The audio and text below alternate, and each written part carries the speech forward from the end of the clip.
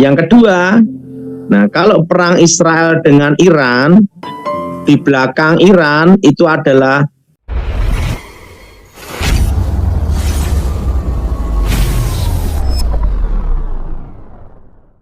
ya Pak Daud, ini kan sekarang lagi perang terjadi, kelaparan terjadi, kesusahan terjadi, bahkan ada beberapa negara yang terjadi pencarahan Pak Daud ya.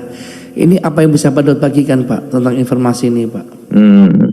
Untuk perang Israel dengan Iran itu adalah uji coba senjata untuk mengetahui kekuatan atau teknologi rudal maupun pesawat maupun drone. Ya. Karena kalau yang disebut namanya perang beneran, itu selalu jaraknya dekat dengan daratan. Contohnya Rusia Ukraina, itu perang.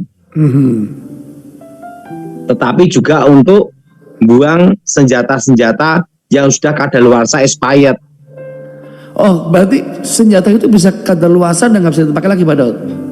Kalau expired itu kan harus dimusnahkan atau dibuang di satu tempat. Dan itu kan biayanya mahal dan besar sekali. Siapa yang mau kena radioaktif? Iya. Nah, makanya perang Rusia sama Ukraina itu selain uji coba senjata juga membuang namanya itu senjata-senjata atau rudal atau itu yang sudah kadaluarsa. Iya, Pak Daud. Nah, sekalian untuk mengendalikan, menguasai ekonomi. Terutama bila kena Ukraina, invasi otomatis akan kena yang namanya itu gandum dunia kan.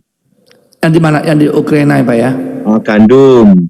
Setelah itu yang kedua, gas, pasokan gas. Otomatis Eropa tergantung sama Rusia. Nah itu ada bisnisnya, ada perdagangan senjatanya, ada uji coba senjatanya, ada invasinya, juga ada tujuannya untuk supaya Rusia aman, tidak ada pintu masuk ke Rusia. Nah, yang kedua, nah kalau perang Israel dengan Iran itu uji coba senjata teknologi. Antara Iran dengan Israel gitu Pak. Di belakang Iran itu adalah Cina dan Rusia, betul? Betul Pak Daud ya. Nah, Cina dan Rusia. Di belakang Israel itu adalah Amerika dan sekutu, betul? Inggris ya. Betul? Betul Pak Daud. Nah, itu untuk mengetahui uji coba. Kan kemarin ada uji coba rudal hipersonik. Nah, gimana reaksinya? Kan senjata itu diciptakan harus dicoba juga. Gimana nyobanya? Kan tidak mau ada satu negara yang hancur karena perang, betul enggak? Betul. Jadi serang Israel itu Pak Daud ya. Untuk uji coba. Tapi kan Iran juga kena serang balasan Pak. Nah, karena apa? Di belakangnya kan semua banyak kepentingan. Semua banyak apa? Kepentingan Pak Daud. Betul? Betul. Semua banyak apa, Thomas? Kepentingan Pak Daud. Karena apa? Nah, yang mudah dipanas-panasin siapa? Yang bisa diadu siapa? Nah, itulah untuk menguji coba senjata. Iya Pak Daud. Dan ingat Iran juga ada nuklir kan? Betul Pak Daud. Sekalian jadi ya. Jadi uji coba apa senjata. Karena apa? Jaraknya Israel sama Iran kan jauh sekali. Ya tapi bisa rudalnya bisa tembus Pak Daud ya. Berarti kan untuk uji coba senjata. Iya betul. Nah kalau perang sungguhan kan tujuannya adalah untuk menguasai. Betul. Terutama di darat, betul enggak? Betul Pak Daud. Nah antara daratnya kan Israel dan Iran jauh. Tapi hebat Pak Daud. Negara. Dari Iran bisa tembakan rudal sampai nyampe ke Israel kan jauh jaraknya Pak. Tapi itu gimana Pak? Apakah benar-benar dari Iran atau dari negara terdekatnya Pak Daud ya? Kan yang jelaskan itu Iran dipasok senjatanya dari mana? Teknologinya kan dari Rusia sama Cina. Ya. Seperti perang Pakistan dan India. Kan untuk uji coba pesawat tuh kelihatan sekali. Ya. Kenapa? Pesawat made in Cina melawan made in Prancis, Eropa, kan gitu. Hah? Iya Pak Daud. Jadi kan itu untuk uji coba gitu loh. Namanya perang gitu kan, tujuannya perang itu apa? Kan biayanya besar. Kedua, kan perdagangan senjata tidak bisa jalan kalau tidak ada perang. Iya betul. Nah, jadi untuk potensi perang dunia ketiga gimana? Masih 25%. Oh masih jauh Pak Daud ya? Masih jauh. Karena kalau perang dunia ketiga itu namanya perang nuklir. Wow. Bom atom. Nah itu hancur-hancuran. Itu kan tidak, ini kan rudal aja. Bagaimana Thomas? Betul Pak Daud. Jadi kalau hubungan dengan nubuatan di Alkitab bagaimana Pak Daud? Apakah sudah mendekati itu atau belum Pak Daud? Tenang aja, nggak usah dipikir. Tuhan pasti pelihara kita. Amin. Amin. Minimal buat persiapan jemaat Pak, bahwa ini Iya. akhir finishing Pak. Sudah. Belum, tenang belum. aja. Aman-aman aja. Gimana pandangan saya Thomas? Luar biasa Pak Daud. Ini materi kuliah umum di sore hari ini. Nah, karena kayak namanya perang, itu titik pertempuran ada di darat Thomas. Bukan di udara Pak Daud ya. Kalau di udara kan gimana nguasainya kan Thomas? Oh betul. Kan makanya pertempuran itu, strategi pertempuran itu pertama, perang udara itu maksimal hanya 2 atau 3 bulan. Saat perang udara, perang laut itu biaya terbesar udara itu 2 bulan 3 bulan. Ya, ya. Baru setelah itu perang darat, titik pertempuran, pusat pertempuran. Nah itu bisa bertahun-tahun. Contohnya Timor Leste. Betul? Betul. Itu pun lepas sama Indonesia. Betul? Betul. Nah kalau Iran sama Israel kan jaraknya jauh. Jadi perang itu biaya yang besar. Dan ada juga namanya perdagangan senjata. Dan ada juga Thomas yang namanya itu uji coba senjata. Nah uji coba senjata gimana ngujinya kalau tidak ada perang? Betul. Betul? Betul Pak Daud.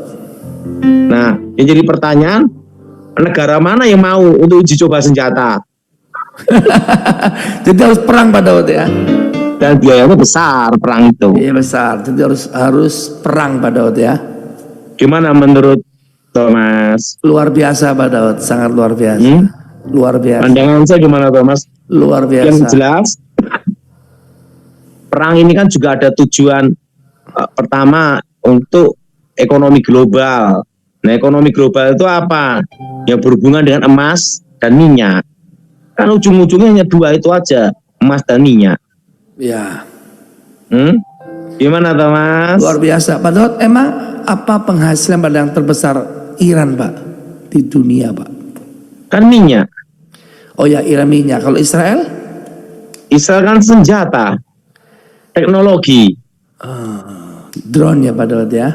Senjata, teknologi, semua teknologi kesehatan, teknologi senjata ada semua. Kan nanti akan muncul Iron Dome ini kan, setelah ini akan muncul namanya Iron Dome yang jenis laser. Lah kan sekarang dicoba karena bakalnya. Oh iya. Betul. Karena Iron Dome sekarang kan rudal dengan rudal kan. Ya. Nah tapi Israel udah ketemu yang lebih hebat ya, dengan laser. Nah nyoba lasernya gimana? Ya harus ada perang. kan yang ini kan tinggal dipanas-panasin kanan kiri kan gitu. Iya, apalagi kalau dengan bicara dibenturkan dengan nilai agama Pak Daud ya. Nah, jadi ujung-ujungnya itu apa? Nah itu banyak sekali kepentingan.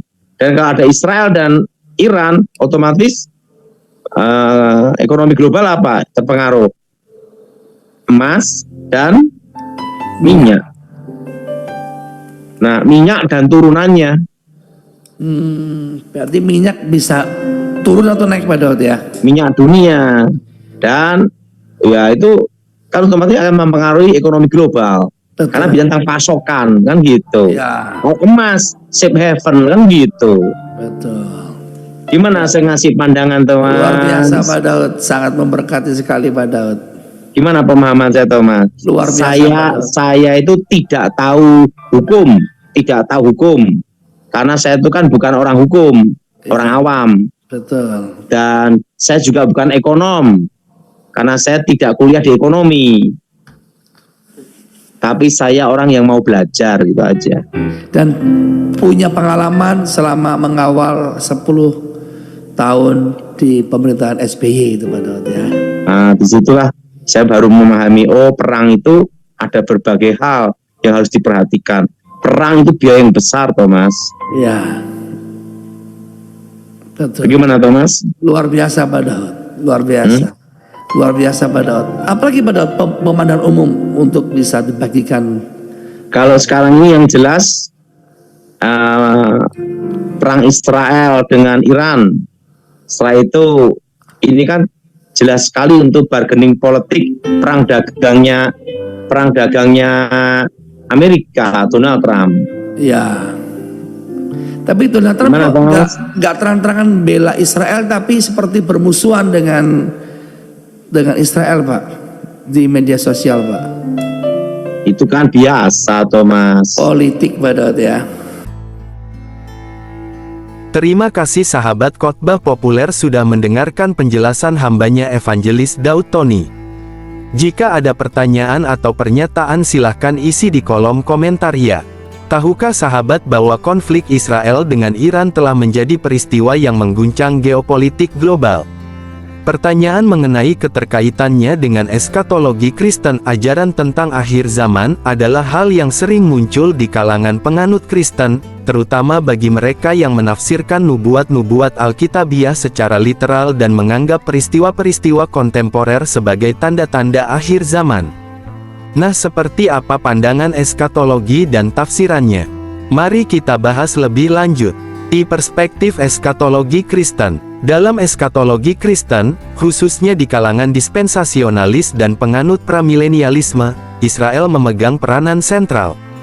Mereka percaya bahwa Israel adalah bangsa pilihan Tuhan dan pemulihannya ke tanah leluhurnya adalah pemenuhan nubuat, yaitu tanah Kanaan atau yang disebut saat ini adalah tanah Yerusalem dan sekitarnya. Peristiwa-peristiwa yang melibatkan Israel seringkali dilihat sebagai penanda waktu bagi kedatangan Kristus kedua kali. Beberapa poin yang sering dikaitkan adalah nubuat Gog dan Magog. Salah satu nubuat yang paling sering disebut adalah tentang Gog dari Magog dalam kitab Yehezkiel pasal 38 dan 39. Nubuat ini menggambarkan koalisi bangsa-bangsa yang akan menyerang Israel di akhir zaman. Meskipun identifikasi Gog dan Magog masih menjadi perdebatan sengit di kalangan teolog, beberapa penafsir mengidentifikasi Iran sering dikaitkan dengan Persia kuno sebagai salah satu anggota kunci dari koalisi ini, bersama dengan Rusia, Magog Ros Turki, Mesek Tubal, Sudan Kus dan Libya Put. Jika Israel diserang oleh koalisi yang melibatkan Iran, bagi sebagian orang, ini akan menjadi pemenuhan parsial atau awal dari nubuat ini. Serangan Israel terhadap Iran bisa dilihat sebagai pemicu atau respons terhadap ketegangan yang akhirnya mengarah pada konflik Gog dan Magog. Ketegangan di Timur Tengah, Alkitab sering menggambarkan Yerusalem sebagai cawan yang memabukkan bagi bangsa-bangsa dan batu yang berat yang akan menyebabkan luka bagi siapapun yang mencoba mengangkatnya. Zakharia 12 ayat 2-3. Konflik dan ketegangan yang terus-menerus di Timur Tengah, khususnya di sekitar Israel, seringkali diinterpretasikan sebagai pemenuhan nubuat ini, yang menunjukkan bahwa dunia sedang bergerak menuju puncak konflik global sebelum kedatangan Kristus. Serangan terhadap Iran akan secara dramatis meningkatkan ketegangan ini. Persiapan untuk kedatangan Mesias, bagi sebagian orang, setiap konflik besar yang melibatkan Israel adalah bagian dari nyeri kelahiran, Matius 24 ayat 8, yang mendahului kedatangan Mesias. Peristiwa ini, termasuk perang, kelaparan, dan gempa bumi, dianggap sebagai tanda-tanda yang semakin sering dan intens sebelum Yesus kembali. 2. Pentingnya kehati-hatian dalam penafsiran. Meskipun banyak orang Kristen akan mencari hubungan antara peristiwa semacam itu dengan nubuat Alkitabiah, penting untuk diingat beberapa hal. 1. Penafsiran beragam, tidak ada konsensus tunggal di antara teolog Kristen mengenai kapan dan bagaimana nubuat akhir zaman akan digenapi. Ada banyak penafsiran yang berbeda, dan mencoba mencocokkan setiap peristiwa berita terkini dengan nubuat dapat menjadi spekulatif.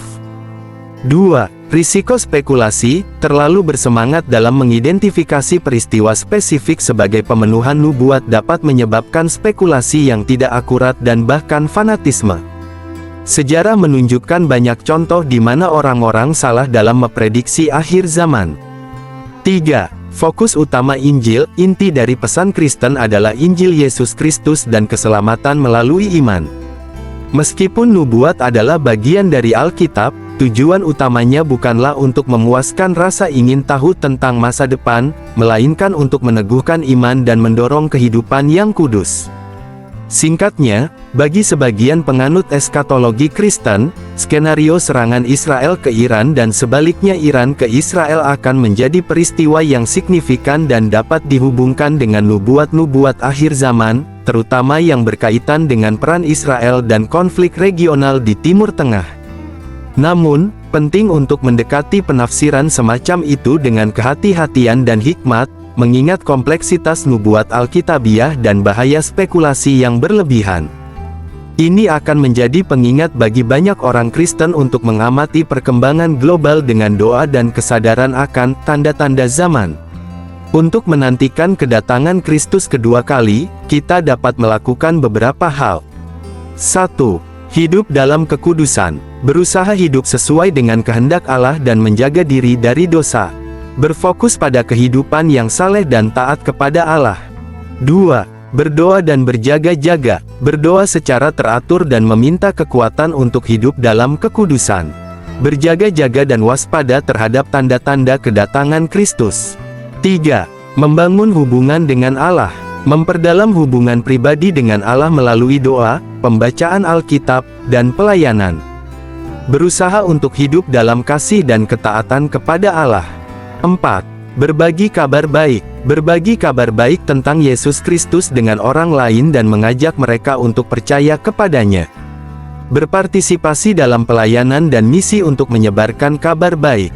5. Menunggu dengan sabar. Menunggu kedatangan Kristus dengan sabar dan percaya bahwa Dia akan datang pada waktu yang tepat. Berusaha untuk hidup dalam harapan dan sukacita sambil menunggu kedatangannya. Dengan melakukan hal-hal tersebut, kita dapat menantikan kedatangan Kristus kedua kali dengan hati yang siap dan penuh harapan. Namun, jauh dari itu semua, marilah kita berdoa agar dunia ini tetap aman. Dan banyak jiwa-jiwa dimenangkan untuk kemuliaan Tuhan. Tetapi biar kehendak Tuhanlah yang jadi. Amin.